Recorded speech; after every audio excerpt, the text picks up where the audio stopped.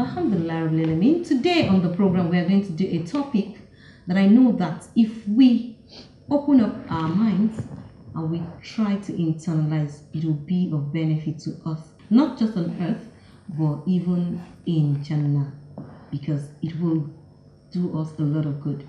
Today we are doing conjugal bliss, way to go.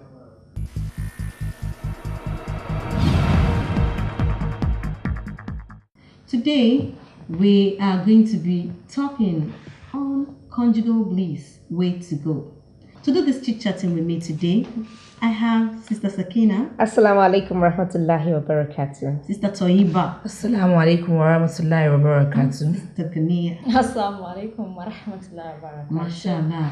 Now, good enough, we are all matured, we're mothers, and so we want our homes to dwell in very, very good conjugal bliss. Almighty Allah says in Quran chapter Surah Al-Rum, Quran chapter 13, verse 21.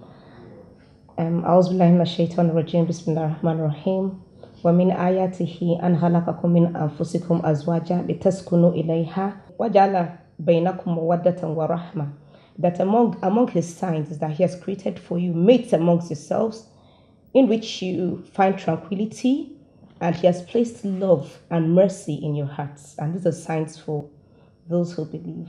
So conjugal bliss is already established in the Quran. So we already have a backup in the Quran that marriage should be peaceful because we should love ourselves. That means you should love somebody. The verse buttresses that you should marry somebody whom your heart longs for, and Allah has placed tranquility in your heart. So marriage should be tranquil, it should be peaceful, and it should have bliss. Conjugal bliss, Sister Toyiba. Actually, definition of conjugal bliss is a relationship between a husband and wife, especially their sexual relationship.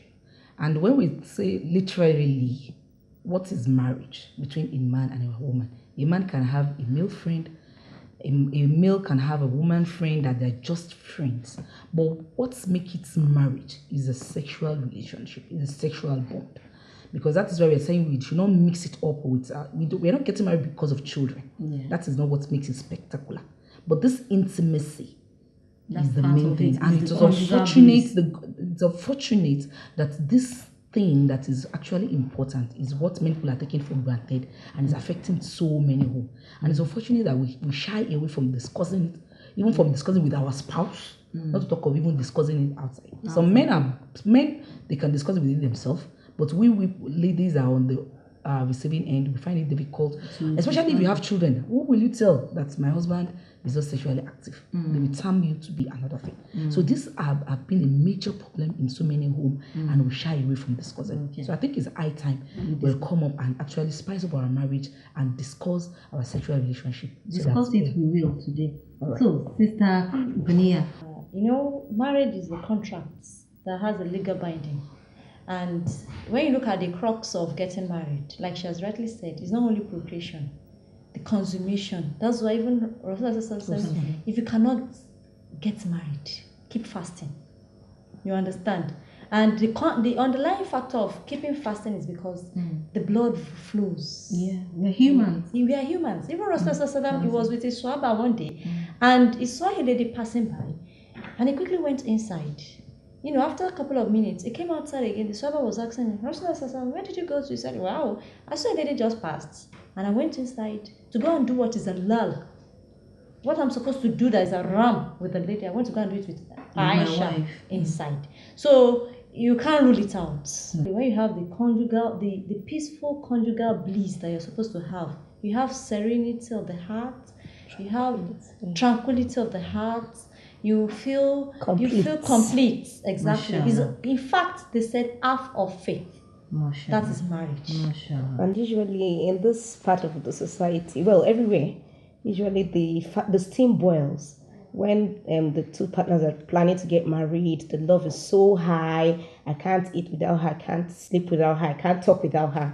And as time goes on after the marriage, when the temple activity, when responsibility is setting, when who is to do this, who is to cater for this, or bring money issues coming, and especially when baby is now coming, the love and the affection, the emotion gradually winds down. But the only thing that should remain is that the mercy in the hearts that was established from the beginning. From the beginning, because Allah puts mercy in your heart if you have a very good sexual relation in your marriage.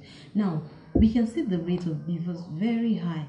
Some of the time when these people complain, you can see they are not using the right words, but you can see that there's a problem in their sexual life. What are the factors? What are the things that a couple must have as a goal in their marriage regarding conjugal bliss? Oh, Alhamdulillah Rabbil Alameen, we are Muslims and we're guided by the Quran and the teachings of the Holy Prophet Muhammad. To have a blissful marriage, you should first consider marrying somebody that when you look into the eyes, you know it's somebody you would always have a passion for, somebody you would have emotions for, and somebody that no matter what, you would always feel some pity for. When the turbulent times come, you would always still, no matter how difficult, you'll still be able to stand by the person. MashaAllah. Rasulullah said, asked a woman that, do you have a husband? And she said yes. And said, how best do you treat him? She said she treats him so much well and to our capacity. The Rasulullah said, you have to treat him very, very well because he is your paradise and he is your hell. So it is so obvious that as a Muslim, our husband is either our paradise or our hell. So, and part of the major thing that actually can cause crisis at home has to do with this sexual relationship. So once we know, and it is said that if a woman rejects the husband, and many women does this, that is where that is where we think we can punish them. That once you offend me, don't worry, you come and meet me at night. So we zip up. So these are the reason. And this, when we look at what is happening in the society today, we all knew that they said women prayers are easily accepted, but it discovered that now it is the other way around. So it is just some little things that we women refused to do, or what we are now doing, that's actually affecting the acceptance of our prayer. Because Rasulullah said, any woman that rejects the husband when the husband asks for sex, all the angels will curse her until the husband is pleased with her.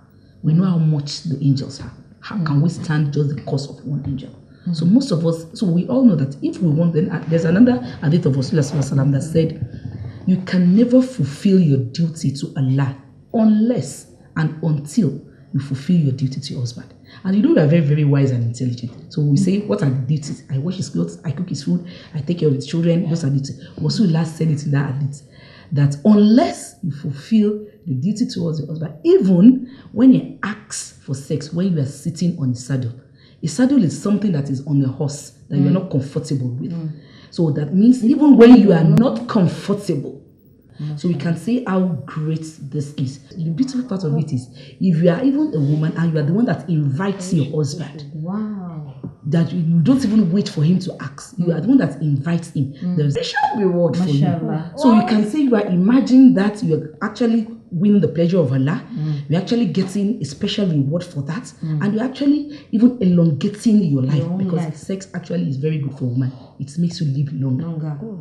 Even the Quran says women should obey Allah and obey the husband, and conversely, the husband should equally take good care and be kind. So it is a two-way thing. I agree with what Sister Gonia just said. Conjugal bliss that we're talking about here. Some things cannot occur if some things do not occur. Exactly. Now, what are the things a Muslima can do? A Muslima that is well taken care of, whose husband knows his responsibility, and who also knows all of this hadith that Sister Toiba has just quoted here. Now, in that kind of ideal situation, what are the things a Muslima can do? In an ideal setting, marriage is packed with boredom. Is the bitter truth. Because it's a journey. That's why I said I do tell people, you don't say after marriage, you say during marriage, because it's a journey. You keep driving through it. Well, thick, thin, deep forests, wide lions, stones, you just have gold, to keep going. So it's a journey. And in a journey, you have to have your ammunitions. You have to have things to protect yourself, and you have to make sure the journey is not boring, because it's a long journey. So the problem we are having is, over time we get bored. Like she has rightly said, the temple will go down. You understand? Now, how do you keep the temple burning Yeah. in the course of the marriage? And make the spark. And make it spark. Exactly. Communication, you can't really tell. Yeah. You must have a mutual goal, both of you, and you must keep reviewing that goal all the time. And you should see the marriage as a place where you want it to work. So you must invest. You must both want it to work. Exactly, you must both want it to work, and you must invest in it. On the part of the woman, I do say, we are the roses of the house. We are so beautiful. And if you design things to be beautiful, it will definitely be beautiful. And it starts from your own personal grooming. The bitter truth is, some of us, we are all beautiful, but some of us, we lack hygiene. Men, even if the man is as dead, I don't know, is this skunk that is so The dirtiest thing? A man likes to come to a house and to be beautiful. A man wants to see his wife by his side looking beautiful in his little resources. You don't have to go overboard. You don't have to break the bank before you look beautiful. And we say beautiful in and out. Exactly. You know, Because Islam is beautiful. Islam is beautiful. So you make sure that everything around your personal grooming, you clean yourself, you wash your hair, you brush your teeth, your undergarments, you clean everything. You know, the environment, your bedroom should not turn to a garbage room. Your bedroom is not a place for teaching your kids. Yes, it's a sacred land. It's a sacred It's not place. a dining room. It's not a dining room. It's not a discussion center. You go to the dining if you and your husband want to settle discuss, or you want to discuss on anything. The bedroom is a sacred place. It's a place where you procreate, you make your kids. The kids that you want, the way you want the kids to be in the future is determined in that room. So you make it as beautiful as you can. One major thing that also affects marriage being blissful is what we actually do on that bed, on that place we have actually made attractive. We just have to be fair with each other. Our men love to explore. The real act is part of the major thing that actually affects our marriage. That's How not making the Holy Prophet recommended some things before all of those things. How are we supposed to go? Actually, the first thing, some women are not just well prepared. They don't even take care of themselves. If you're one, our sexual activity should not be a timetable thing. Some marriages, it is always in the night. And she mentioned the bedroom. It should not be. Then two, our sexual life should not always be on the bed. We should just spice our marriage up. Our men love to explore, except we are just deceiving ourselves. And that is why we say some men, because they have other ladies outside. We are in the age 21st century where everything is now. We are all in the global world where so many things happens on our phone. If our men will say, at this age, lower your gaze. If they when they go out and they lower their gaze, even where they are lowering the gaze to cannot be looked at. If they look down, they cannot be looking down and walking now. There's so many things they lower see your gaze is not outside. Literally. There's so many things outside, but while you are inside, you are not kit up, you always tie rapper, you're not attractive. It actually make our men go crazy. It actually puts them off. So when we're not talking of the real act, we don't just have to be live in our forefathers creative about we have to be creative about it. At times our women, it's long you've told look at them and say, I love you. That word alone goes a long way in actually making your marriage work. You still kisses. You don't have to kiss only when you want to have sex. You hug your husband as much as you can. When he comes home, you hug him. When he's leaving, you hug him. It should be an act. And your children are watching. Even during Ramadan, you can hug. Last time you can even kiss in Ramadan. It should not just be deep.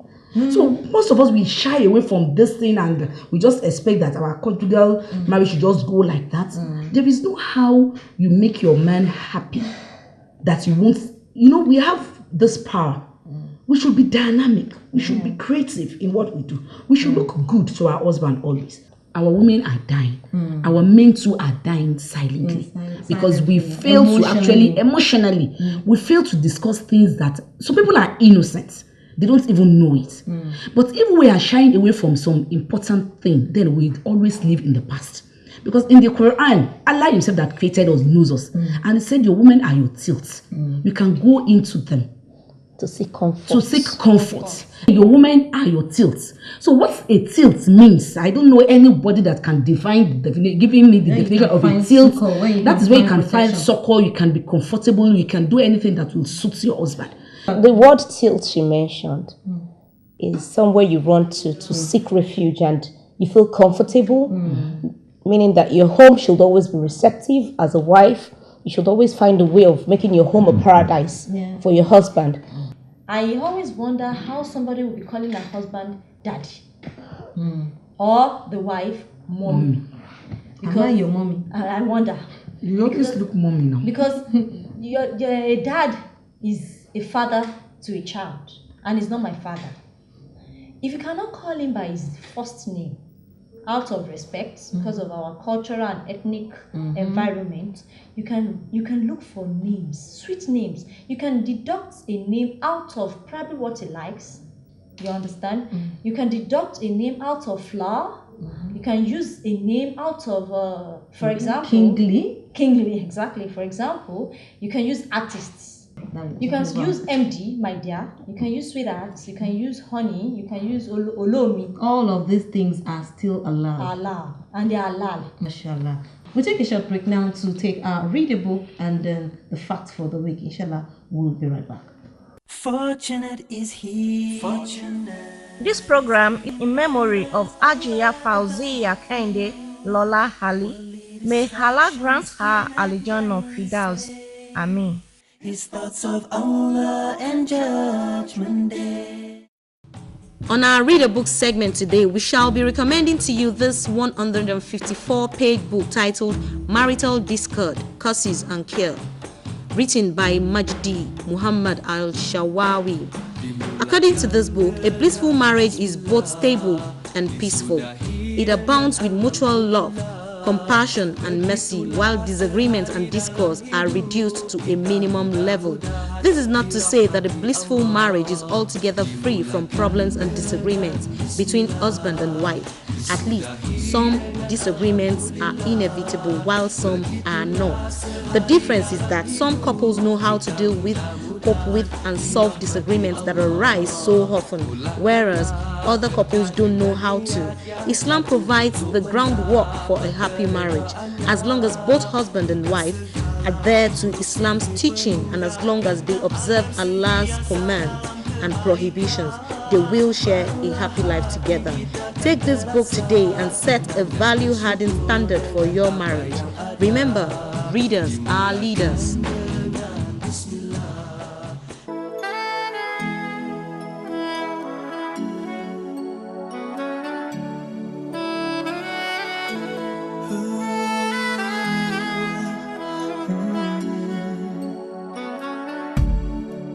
I pray to God, my heart, soul, and body, every single day of my life, with every breath. I solemnly promise to try to live my life for you, oh Allah. You did revive my soul and shone your light into my heart. So pleasing you is now my only goal. Oh, I love you so, I love you so, I love you so. Now I know how it's like to have your precious love in my life. Now I know how it feels to finally be at peace inside. I wish that everybody knew how amazing it feels to love you.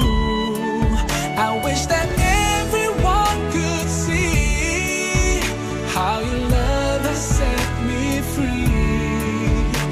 me free and made me strong.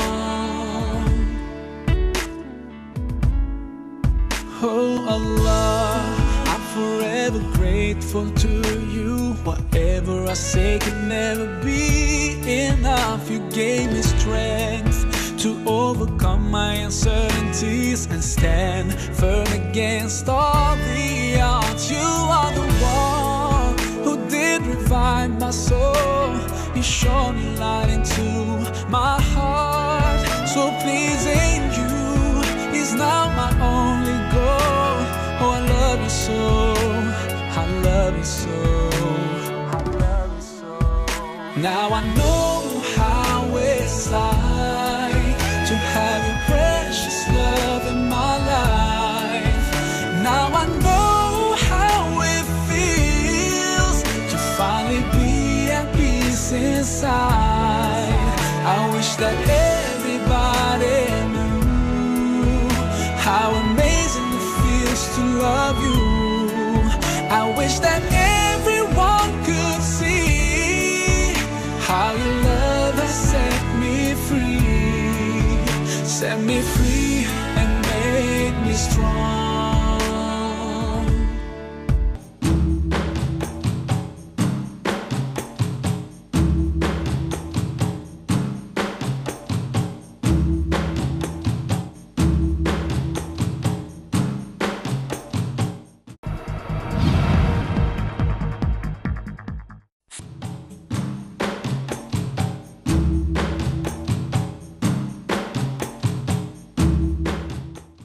Alhamdulillah, you're welcome. This is still Islam is Beautiful, and today we are doing conjugal bliss, way to go, meaning way to help our marriages work, way to make sure that together we meet in paradise, our husbands and us. Now, for a woman who thinks it is important to her, let us know, let us tell that woman one thing that we think she can do.